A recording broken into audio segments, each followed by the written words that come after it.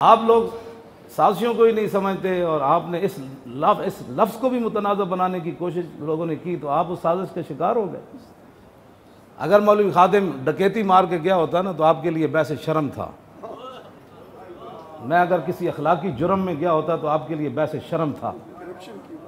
जी, मुल्क लूटा होता तो आपके लिए बहस शर्म था। मस्जिद के प्लाट पर कब्ज़ा किया होता तो बहस शर्म था। मस्जिद की दुकान पर कब्ज़ा किया होता तो बहस शर्म था।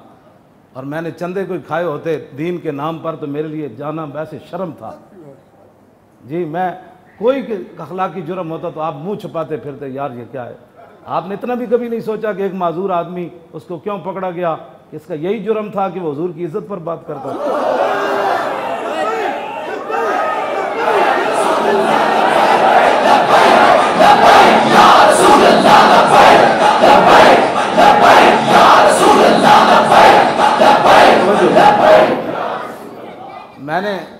मैंने वहाँ चीफ से पूछा, मैंने कहा अपने ईमान से बताएं, आपने कभी ऐसा कैदी देखा है जिसकी ये हालत हो?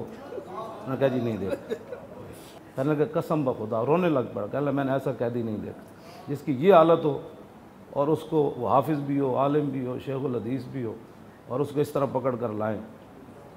तो पहले दिन जब वो मुझे अंदर ले गए तो वो व्हील चेयर जो उन्होंने मुझे दी, ज़ाहिर है वो मेरी व्हील चेयर तो इधर इन्होंने कब्ज़ा कर ली थी, तो उस पर मेरे पाँव रखने की भी जगह नहीं थी। मैंने दोनों हाथों से पकड़ कर पाँव जो है वो जेल की कोठरी में गया।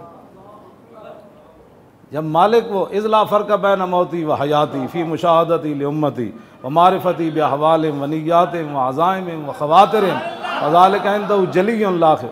जब रसूलुल्लाह देख रहे हैं तो हमें इससे कोई शर्म होनी चाहिए, इससे खुश होना चाहिए। मैं खुश था कि हुजूर अगर आप इस बात पर खुश हैं तो हम तो खुश हैं, हमें कोई परेशानी ही नहीं है इस बात पर।